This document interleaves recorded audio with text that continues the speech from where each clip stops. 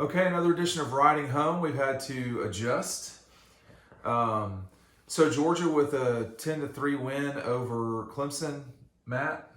I mean, you got to start with the defense, right? They were outstanding. 7 sacks. We talked about it the previous week. If Georgia wanted to win this game, one of the big keys would be to get after the quarterback, force at least one turnover. They obviously did that. The difference maker in the game, 74-yard interception returned by Chris Smith for the touchdown. But 7 sacks. It came from a lot of different guys. Nakobe Dean had 2. Adam Anderson, Nolan Smith, Jordan Davis, Trayvon Walker. They all kind of got in there. So it was definitely a group effort, one of the best defensive performances I've seen from the Georgia Bulldogs, and who knows how long, but top 5 matchup. We'll talk about the offense in a little bit. They have to get better. They need more explosiveness, but this was all about the defense, stopping a Clemson offense that has a lot of talent, especially on the outside, and a guy with an NFL caliber arm, and they shut him down. Right? Yeah, I mean the only touchdown in the game was a defensive score, the Chris Smith interception. I think this is a lot when you have that much talent on both sides of the offenses. But the pass rush was insane, and I even talked about that in my video on Friday, that they need to get after the quarterback and make him make quick decisions, hit him, everything like that. So they did exactly what they needed to do to completely shut down the Clemson offense. And they only had one downfield play, and it was after a penalty, and that tends to happen like with chaos like that. Yeah. So, I mean, their one downfield play came after a penalty. Other than that, there was nothing more than 20 yards, I don't think. 2 rushing yards, Dean. Yeah, I know a lot of people on the sidelines after 20 years. I don't like to talk about who these people are because sometimes they have jobs that are very visible, but. I whispered to someone on the sideline, this quarterback's supposed to be good, and the response was Georgia's got him, for lack of a better term, scared. And they and I do not blame DJU for being scared last night. I've seen this before. Tua Tagovailoa he was scared half to death of Georgia's defense in that 2018 SEC championship game. I talked about this too much. I know this is a Georgia audience. I'm not going to talk about Clemson a ton, but they have issues. Kirby Smart has 11 top 10 wins. Yeah. Go ahead. That narrative that Kirby can't win big games, I mean, you could have thrown that out the window, last year anyway, but there's still, people in the national media who like to say that, but that's over. This was a top 5 game. And I mean, even Dabo said it at the end. He said, we could have played someone and beat them by 30 and felt good about ourselves, but we want to play a big game in this environment. And Kirby Smart said that the whole time, preaching, this is why you come to Georgia, to play in these big games. They were ready. These players were ready. They were hungry, and they played like dogs. And they really got after it. Again, offensively, they're going to have to work out some things. I know they're banged up, especially at wide receiver. I thought they'd be able to run the ball a little bit. Zamir White ran really hard, especially towards the end of the game. They did run it. Yeah. The notion that they didn't run it would be incorrect. They didn't have any explosive runs. No, they did not. They didn't have anything explosive, period, Ryan. No. And they didn't pass it at all downfield either. So, and I don't know if that was part of the game plan and adjusting, or if they just didn't see anything open. But I can only remember like one go route being thrown, and it was way too early anyway. It was within 20 yards. Yeah, it was to Mitchell. It seemed like they wanted to get the ball out early so he wasn't sacked 7 times. Yeah. Just dropping back there, How trying many to times look did he down. get sacked twice? Yeah, they didn't get that much pressure on him though when you go back and look at it. The important thing too, you talked about narratives. And we do. I try not to participate in narratives, but when you're playing someone in a competitive game and you hear how great they are a lot, and Clemson's really good on the defensive line, you still have to go play. You still have to put your hands on the other person, deal with them to some degree. And Georgia effectively ran the ball tonight. Had they not done that, it would have been problematic. They had some big 3rd and shorts where they came up and converted. And they had some that they got knocked down on too. That pass to James Cook. James Cook did not have the type of night tonight that I thought he would. James Skowski had a good night. I thought Georgia would isolate James on their linebackers more. Clemson also really struggled with Georgia's physicality, Ryan. There were Clemson players that were hurt a lot.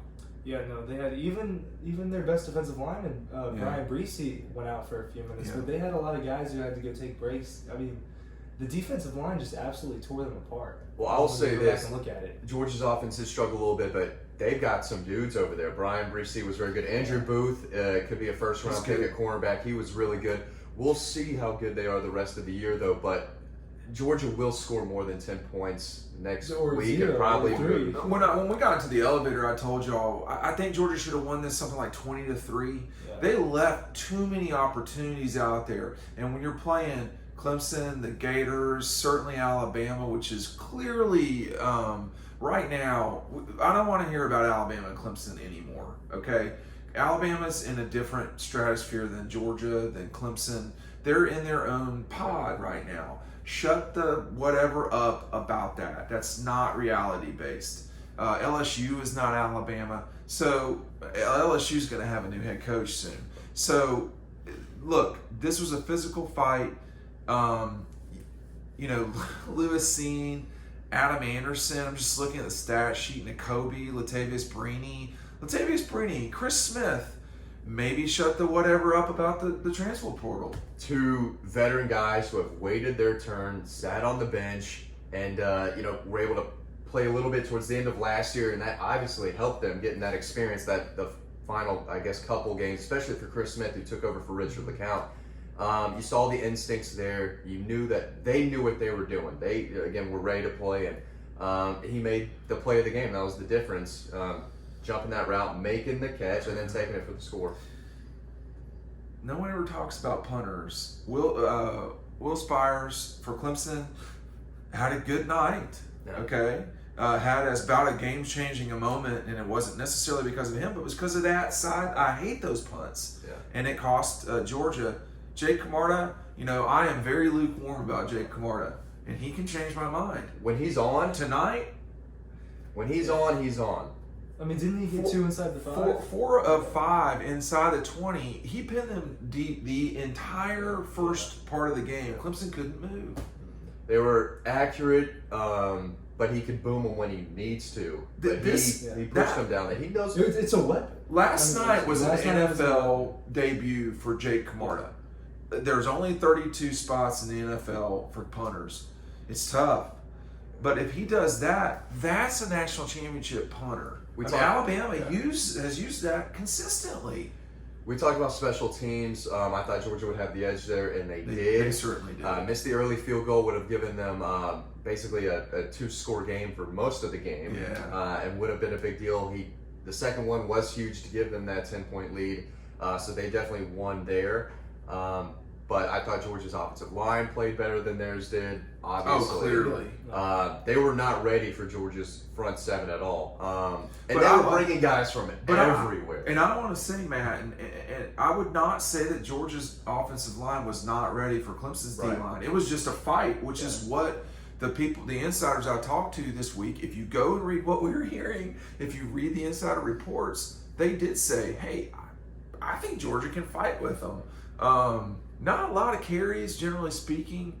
Ryan, Zamir, at the end of the game, from your perspective, with which you were pretty elevated, the way Zamir closed the game out. He was just running really hard and really tough, and he was hard to bring down. I mean, from my angle, when he trucked, I forgot who he trucked, but I mean, he just put someone on their ass. I mean, he was running really hard, and that's why he was getting the most carries. But I don't think any particular running back did a poor job.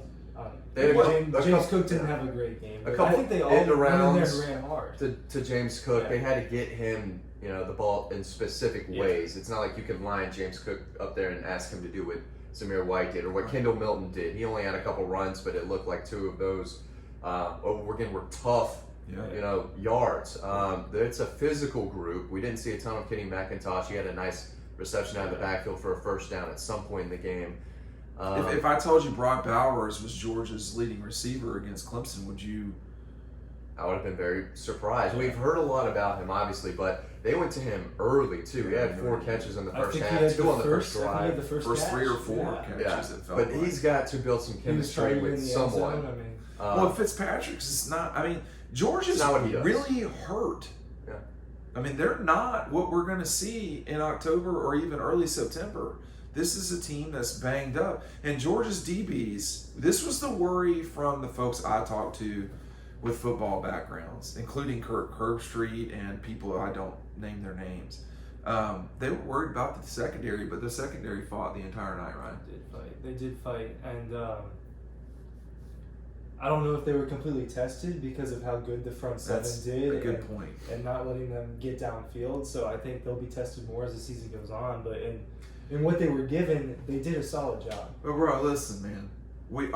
People won't shut up about Clemson's receivers, right? So yeah, it's a whole bunch of 6'3", Monsters. good-looking guys out there. But they wound up with 178 yards total. I think not. Justin, I think I'm pronouncing it right when I say Nada. 111 yards. Justin Ross didn't do anything. Yeah, he's supposed to be their featured guy. Georgia's defense. I mean, the secondary played a lot better than I thought. But again, a lot of that goes back to the I'm the not rush. completely of the front shocked seven. by that, though. I mean, I don't know how well Keeley played. I'm not surprised that Chris Smith can do what he does.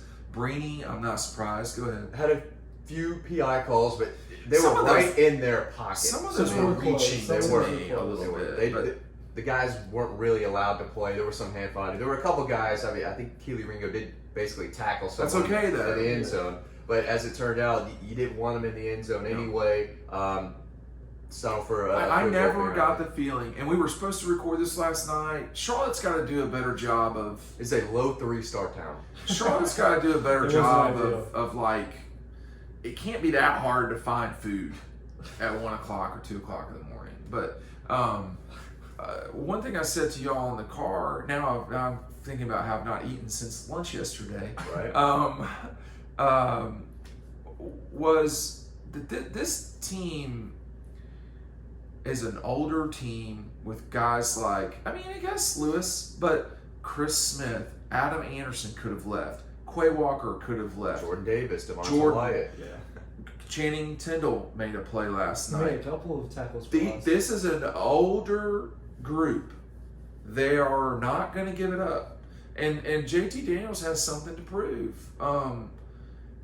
He's a football guy, man. Like, he's going to be a coach. He's not going to have a life outside of football. Yeah. It doesn't seem to me. He is a football guy. I think he's itching to get back out there and sling it around a little more and show what he can do. He'll have the But opportunity. he was against cool with UAB. taking. He was like, you know what? This is this I fight. think he understands Right. that each game is going to be different if they want to win in this league. The play calling set up to where they wanted him to go to this guy quickly. And he If did. not, then go here. A lot of intermediate stuff. And again, he was looking for Brock Bowers, which is a good sign because you want him to have that relationship with that young tight end early. And but you'll have, here's guys who did not play tonight on offense. George Pickens, Dominique Blaylock, Darnell Washington, Eric Gilbert, Kyrus Jackson. That's 5 guys, 4 of whom, 4 I think, are 5-star guys. yeah, I mean, missing a ton of talent there. We don't know when and the game some plan, of those guys will be back. right? And the game plan might not have changed a ton. If they were going to be, hey, get it out, then it might not have changed any. But George is gifted. George, we don't know. Eric is super gifted. Kyrus Jackson is gifted. This is a team that's going to look different at the end of September than it did at the beginning. I said November. We'll just see. Kirby Smart, very emotional last night as the game ended. He was jumping around. What will the reaction on campus be from your perspective? Everyone's going to be. There was obviously a lot of talk about this game, Sure. and not many people around Athens like Clemson very much. So it's going to be. Why do they care? I'm just from the last few years. Okay. Okay. Just from the okay, last few okay. years, what's Okay. built up, but yeah, I'm sure campus. I don't know what you mean. I'm sure campus is going to be buzzing all week, and then excited for a home game. Well, I'll say the this. campus will be Yeah. probably buzzing more this week than it was last week. This Just is- from the reaction and then You're getting probably ready for a home game. This is a game that Georgia would have lost a few years ago. Now tell me seems like- why. I don't necessarily. It's tough for We're them, talking it seems like 2017. maybe a few years ago, these close games. This was a game where they grinded out at the end. They made the plays when they needed to secure the victory. The last drive. Yeah, and Kirby did talk about facing adversity, especially after the punts, which was probably the second biggest play of the game at that point after the pick six. But they weren't rattled. They came out and did their job again, got the ball right back, and then again when you had those 3rd and shorts to really grind the clock out and end the game, they were able to do it. So They Clemson, were not being stopped on that drive, and Zamir White was not being stopped. Clemson tried to fight back, and Georgia said, "No, it's not happening." They This would have game's scored over." a touchdown on that last drive. Yeah, if that's what they were going for, I think they would have went all the way. For me, this is, I mean, you did this last night, and it always piques my interest because, you never know when it's going to end. And for Ed Orgeron, it was leaving the Superdome as a national champion. He's Quick fall down. He's had a losing record ever since. 5 and 6. Dabo Sweeney needs to be given credit. He's not an idiot. Dabo Sweeney needs to be given credit. He is a good coach. He's just different type of coach than a lot of other people. Very emotional. And that's his shtick. That's his deal. I think I've grown to appreciate that more. But you don't know when it ends. And lately, it's not been getting better for Clemson. And you said tonight, A few hours ago, 4 a.m. You said, I wonder if this is not going to get better. I think the problem for Clemson is there's too many 3-stars mixed in with these 5 stars, and the offensive line is a problem. And that doesn't just immediately get better. I don't know if people thought that DJ could be on Deshaun Watson, Trevor Lawrence level. His high school ranking was right up there towards it, but he's not that guy. No. And that was clear. He was a better high school player than Deshaun was. They rattled him early, and you could tell he was like a deer in headlights for the rest of the game. And I don't know of a time that Deshaun ever, or Trevor did have to deal with this a little bit. Last year, you could see this coming on that offensive line for Clemson. For Deshaun, I don't remember them being this bad on the offensive line. This was about Georgia, yeah, but it was a little bit about Clemson too, man. They're going to have to elevate. The offensive line is almost as important as any collective group, period. You can get away with bad secondary, I guess. You can't with an offensive line. They have not recruited well in the offensive line as they have in the past when they got guys like Mitch Hyatt and a few others who were very highly ranked and did really well at Clemson. None of these guys are playing in the NFL. No There's not shot. a single Clemson offensive lineman playing at the next level. They were worried. That has to change. They were worried about their center. They were right to be worried about their center. I mean, it just. Well, the starter was out, Mason Trotter, I believe. So whoever they rolled in is on ice this morning. Yeah, it was. And so was DJ probably. Yeah, I get it. I get why he struggled. I mean, it's hard to be uncomfortable and perform. Now that's part of life. It's part of the position. It's certainly part of the position, and Trevor was there last night, from what I understand. Shock was there. You got a lot of old quarter. Champ Bailey, Thomas Davis were down by Ton the of sidelines. old Georgia people for sure. Quavo was there. Yeah, he was in the locker room. Richard LeCount was there. I can Richard see that. LeCount screaming Bon Jovi Dude, at the end of the game. He That is guy, a dog. It's a different dude. that guy is something else, man. Talking about a guy who loves Georgia football and always will and will always have be rocking the dogs. First Kirby Smart commit. Yeah, Richard LeCount. I remember talking. Go ahead. Ben Cleveland was up there, and he was too. Oh, But he's been there from the very beginning of the Smart era, and he's back. This group, though, let's talk about moving forward. You've got UAB, Carolina, Arkansas looked bad, Auburn. That'll be the next test. It always comes down to the Gators and Auburn. We can talk about Notre Dame. We can talk about Clemson. If you don't beat Florida, you don't get to the championship game.